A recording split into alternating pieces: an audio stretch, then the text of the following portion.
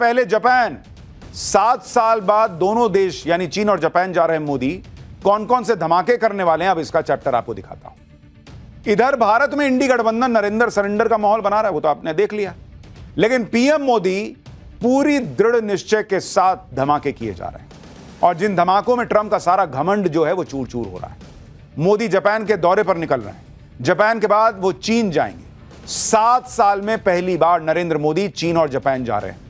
इस वक्त जब अमेरिका अपनी अकड़ दिखा रहा है, ट्रंप अपनी सनक दिखा रहे हैं, उस वक्त नरेंद्र मोदी का चीन और जापान का यह दौरा बहुत इंपॉर्टेंट है। चीन के साथ भारत के संबंध सुधर रहे हैं।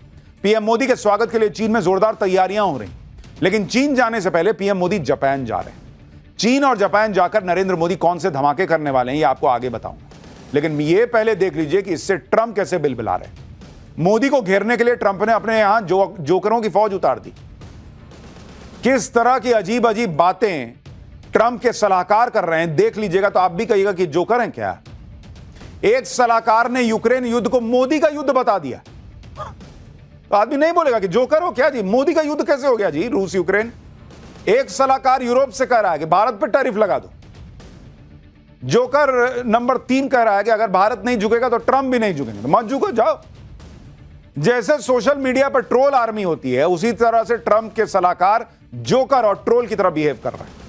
लेकिन इससे ट्रंप को कुछ हासिल होने वाला नहीं है, उल्टे ट्रंप को झटके पे झटके लग रहे हैं। ट्रंप के सामने सीना तान कर भारत खड़ा हो गया है और दूसरे देशों को भी हिम्मत मिल रही है। कैसे अब जापान ने ट्रंप को झटका दे दिया, ऑस्ट्रेलिया ने ट्रंप के खिलाफ भारत का खुला सपोर्ट कर दिया, ये सब बताऊंगा। लेकिन जो हुआ है पहले उसकी एक झलक देखिए।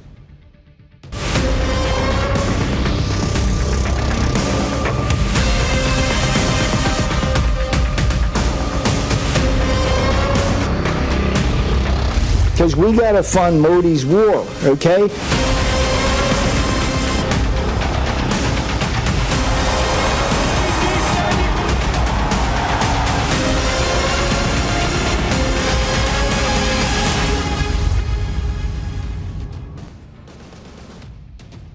ट्रंप ने सब कुछ करके देख लिया, लेकिन मोदी के खिलाफ हर बार बेकार जा रहा है। अब नरेंद्र मोदी का टर्न है और नरेंद्र मोदी ऐसे ऐसे स्टेप्स लेने जा रहे हैं कि ट्रंप और उनके जोकरों की फौज हिल जाएगी। पीएम मोदी चीन और जापान के लिए निकलने वाले हैं। इसमें जापान भारत का पुराना पार्टनर रहा है। मोदी कैसे ट्रंप के टैरिफ वाले खेल का तोड़ इसी दौरे में निकाल रहे हैं, आपको पहले उसके बारे में बताता हूं। मेक इन इंडिया में जापान एक बड़ा सहयोगी देश है। गुजरात में जापान की निप्पॉन स्टील 1500 करोड़ रुपए का निवेश कर रही है। आंध्र प्रदेश में निप्पॉन इंडिया 5600 करोड़ रुपए से स्टील प्लांट लगा रही है। सुजुकी मोटर्स ने गुजरात में 35,000 करोड़ रुपए के नए प्लांट की घोषणा की है। सुजुकी मोटर्स ने अपनी प्रोडक्शन लाइन को बढ़ाने के लिए 3200 करोड़ रुपए के निवेश का भी ऐलान किया है। टोयोटा किर्लोस्कर कर्नाटक में 3300 करोड़ रुपए और महाराष्ट्र में 20,000 करोड़ रुपए का निवेश करेगा। रियलिटी सेक्टर में सुमितोमो रियलिटी कंपनी भारत में 41,000 करोड़ रुपए से ज्यादा का निवेश किया है। जापान की कंपनियों के साथ पार्टनरशिप से भारत के लघु और मध्यम उद्योग को फायदा हो रहा है।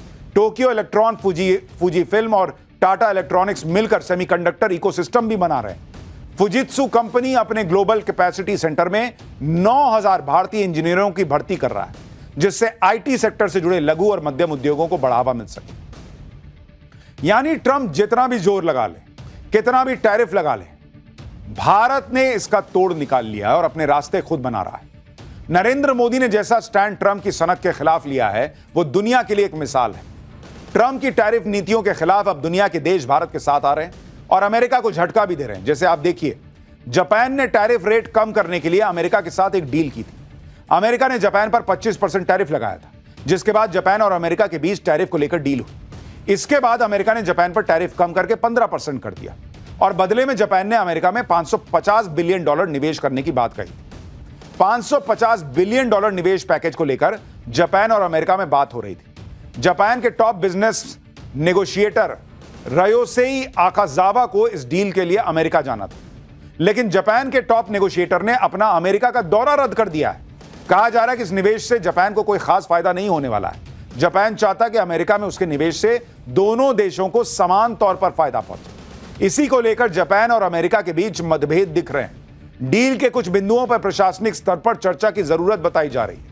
इसी वजह से जापान के नेगोशिएटर ने अमेरिका जाने का प्लान कैंसिल कर दिया है। यानी भारत जो हिम्मत दिखा रहा है भारत जो आत्मसम्मान की लड़ाई लड़ रहा है उसका रिपल इफेक्ट हो रहा है। अब जापान को भी लग रहा है कि अरे यार भारत कर सकता है, हम क्यों नहीं, डील करेंगे लेकिन हमको भी फायदा दो। जापान के इस फैसले से अमेरिका को झटका लग गया है। भारत के समर्थन में कई और देश आ रहे हैं। ऑस्ट्रेलिया ने टैरिफ के मुद्दे पर भारत का समर्थन कर दिया है। ऑस्ट्रेलिया की विदेश मंत्री पोनी वोंग ने कहा है कि हम भारत को एक मजबूत और भरोसेमंद साझेदार मानते हैं। हम स्वतंत्र और निष्पक्ष व्यापार में विश्वास करते हैं। हम टारगेटेड टैरिफ का समर्थन नहीं करते, वो चाहे भारत पर हो या ऑस्ट्रेलिया पर हो। वोंग ने कहा कि उनकी सरकार खुली अर्थव्यवस्था में विश्वास करती है और इसी में सबकी तरक्की है। ऑस्ट्रेलिया का यह बयान काफी महत्वपूर्ण है और टैरिफ के खिलाफ भारत के पक्ष को मजबूती देता है कि टैरिफ एक तरफा और गलत है जो ट्रंप लगा रहे हैं। यानी नरेंद्र मोदी के साथ दुनिया धीरे धीरे खड़ी हो रही है, क्योंकि भाई मोदी और भारत ने ताकत दिखाई। ऐसे कैसे कर देगा जी? लोगों को लगा हाँ यार ये हो सकता है, हम भी लड़ सकते हैं। भारत को इस तरह से सपोर्ट मिलता देख और भारत का अपना सख्त स्टैंड देखकर ट्रंप बौखलाते जा रहे हैं। ट्रंप अब तक खुद बोल रहे थे, अब अपने सलाहकारों को भारत विरोधी बयान देने के लिए उतार दिया और वो ऐसे ऐसे बयान दे रहे हैं कि दुनिया कह रही है कि सलाहकार जोकर है जी। पीटर नवारो जो ट्रंप के सलाहकार हैं, व्हाइट हाउस में ट्रेड और मैन्युफैक्चरिंग के सीनियर काउंसिल हैं, वो लगातार भारत के खिलाफ बयानबाजी कर रहे हैं। पीटर नवारो ने तो अब ऐसी बात कह दी जिसे सुनकर आपको हंसी आई। पीटर नवारो ने कहा है कि भारत हमें सामान बेचकर जो पैसा कमाता है उससे रूस से कच्चा तेल खरीदता है, उस तेल को रिफाइनरी में प्रोसेस करता है और खूब पैसा कमाता है, लेकिन रूस भारत से मिले पैसे का इस्तेमाल हथियार बनाने और यूक्रेनियों को मारने में करता है। इसलिए अमेरिकी करदाताओं को यूक्रेनियों को सैन्य तरीके से और अधिक सहायता देनी पड़ती है। यह मोदी का युद्ध है जिसके लिए हमें धन जुटाना पड़ता है। इस युद्ध में शांति का रास्ता नई दिल्ली से होकर जाता है। यह अमेरिका रशिया से सामान खरीदता है, उसका पैसा क्या करते हैं पुतिन ने क्या लिस्ट बनाई है कि अच्छा यूक्रेन पे हमला करने जा रहे हो, वो वाला रख दो, वो अमेरिका के पैसे से हमने हथियार खरीदा है, ये वाला लेके जाओ, ये भारत के पैसे से हथियार खरीदे, ऐसा बोलते हैं क्या? यूरोप जो गैस खरीद रहा है उसका कुछ नहीं, उससे हथियार नहीं खरीदते हैं क्या पुतिन? उससे हथियार नहीं बनाते हैं। खाली उन्होंने एक फंड रखा हुआ है कि मोदी के यहां से, भारत के यहां से जितना पैसा आएगा इसी से हथियार खरीदेंगे, इसी से यूक्रेनियों को मारेंगे। और ये 4 साल से तुम लोग जो जेलेंस्की को चढ़ाए हुए हो कि मारना भाई मार, हम पीछे खड़े हैं, और आप उसको कह रहे हो कि जमीन छोड़ दे भाई, हम जो बोल रहे हैं वो डील कर ले, मेरे को नोबेल पुरस्कार चाहिए। तुम्हारा युद्ध है ये, और भारत के खिलाफ कुछ नहीं मिल रहा तो तमाशा चल रहा है कि मोदी का युद्ध है, दिल्ली से रास्ता निकलेगा डील करने का। ट्रंप के सलाहकारों के बयानों से ऐसा लग रहा है जैसे यूक्रेन पर रूस ने नहीं भारत ने हमला किया हुआ। वो इसे पुतिन का नहीं मोदी का युद्ध बता रहे हैं। सुनिए जरा भाई को एक बार, फिर बताता हूं दूसरा जोकर क्या कह रहा है। Because we got to fund Modi's war, okay? The road to peace runs at least partly right through New Delhi. I mean Modi's war. Trump के सलाहकार इस बात से भी बौखलाए हुए हैं कि पीएम मोदी चीन जा रहे हैं। भारत और चीन जिस तरह से करीब आ रहे हैं, सालों से दोनों देशों के रिश्तों पर जमी बर्फ पिघल रही है।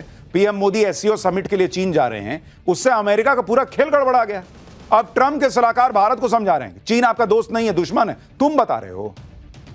एबटाबाद में ओसामा बिन लादेन को रखने वाला पाकिस्तान तुम्हारा दोस्त हो गया, तुम मुनीर को बुला के बिरयानी खिला रहे हो, हमने तुमसे बोला क्या?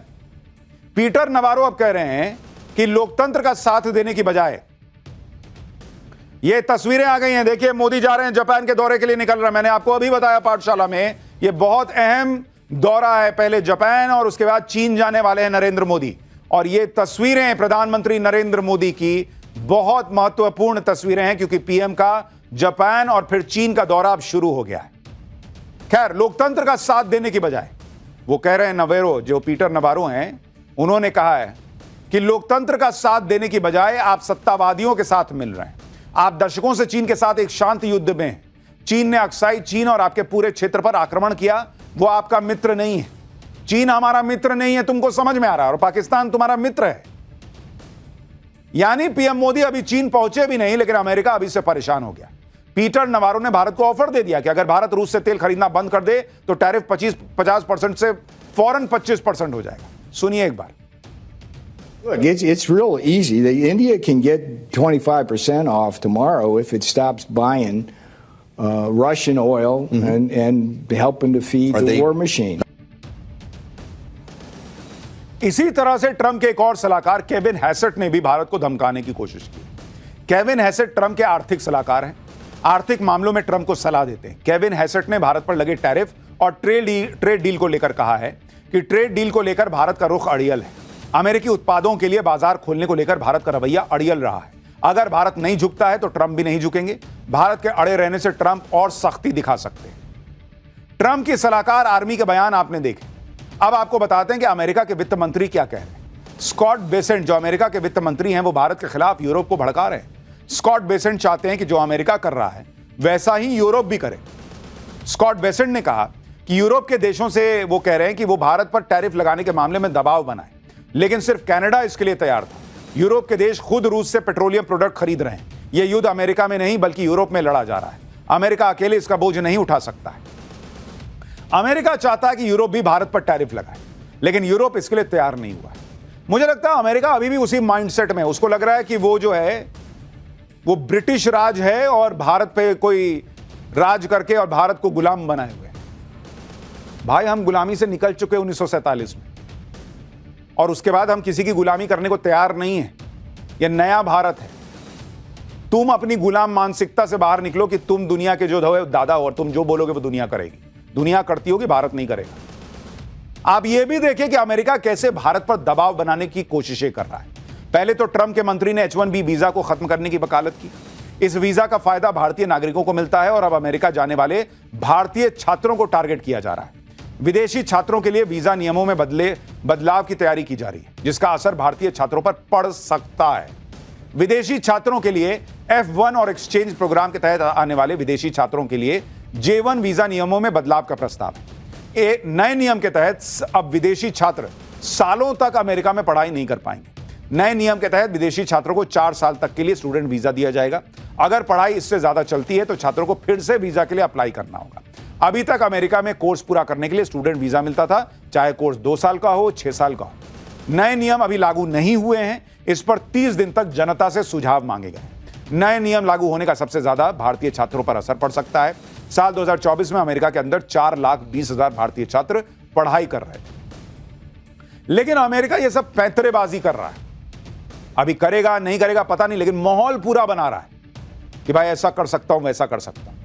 हालांकि वीजा के मुद्दे पर एक अमेरिकी देश से भारत के लिए खुशखबरी भी आई। दक्षिण अमेरिकी देश अर्जेंटीना ने भारतीयों के लिए वीजा नियमों में ढील दी है। अर्जेंटीना ने भारतीय नागरिकों को वीजा फ्री एंट्री देने का ऐलान किया है। जिन भारतीयों के पास अमेरिकी वीजा होगा वो उसी वीजा पर अर्जेंटीना आ सकेंगे। अमेरिकी वीजा वाले भारतीयों को अलग से वीजा लेने की जरूरत नहीं होगी।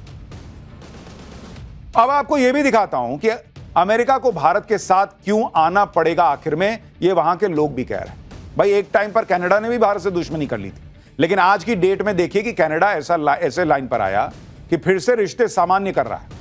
कनाडा ने भारत में नया उच्चायुक्त नियुक्त कर दिया है। उधर भारत ने भी कनाडा में अपना उच्चायुक्त नियुक्त कर दिया है। खालिस्तान वाले मुद्दे की वजह से दोनों देशों ने अपने अपने उच्चायुक्त वापस बुला लिए थे, लेकिन अब कनाडा को समझ में आया कि भारत से दूरी बनाकर नहीं रहा जा सकता। तो ट्रंप को जो करना है वो तो कर ही रहे हैं, लेकिन नरेंद्र मोदी, अभी मैंने आपको दिखाया, जापान जा रहे हैं, फिर चीन जाने वाले हैं। इससे खाली अमेरिका और ट्रंप थोड़ी परेशान है। वो बगल में पाकिस्तान को आग लगी हुई है। अगला चैप्टर देखिए। पीएम मोदी के चीन पहुंचने के पहले ही ऐसा क्या हुआ कि पाकिस्तान को 440 वोल्ट का झटका लग गया। ट्रंप के सामने मुनीर ने बोला वो झूठ जिसका पर्दाफाश होने वाला है, और चीन अमेरिका दोनों पाकिस्तान का तेल निकाल देंगे क्या? अब इसका चैप्टर। मोदी की चीन यात्रा की खबर सुनकर ट्रंप का टेम्परेचर चढ़ा हुआ है, यह तो समझ में आ रहा है। सोचिए पाकिस्तान का क्या हाल हो रखा होगा। मोदी के चीन पहुंचने से पहले ही पाकिस्तान में असीम मुनीर और शहबाज शरीफ की नींद उड़ी हुई। मुनीर को समझ नहीं आ रहा कि मोदी ने ऐसा कौन सा जादू कर दिया भाई चीन पे कि चीन भारत से दोस्ती के लिए बिछा जा रहा है। पाकिस्तान में लोग ये सोच सोच के परेशान है कि मोदी का कौन सा मैजिक चल गया कि दो दुश्मन अब पार्टनर बनने का प्रयास कर रहे हैं। हालांकि चीन पे फुल भरोसा नहीं हो सकता, लेकिन प्रयास दोनों देश कर रहे हैं। मुनीर की टेंशन सिर्फ ये नहीं है कि भारत और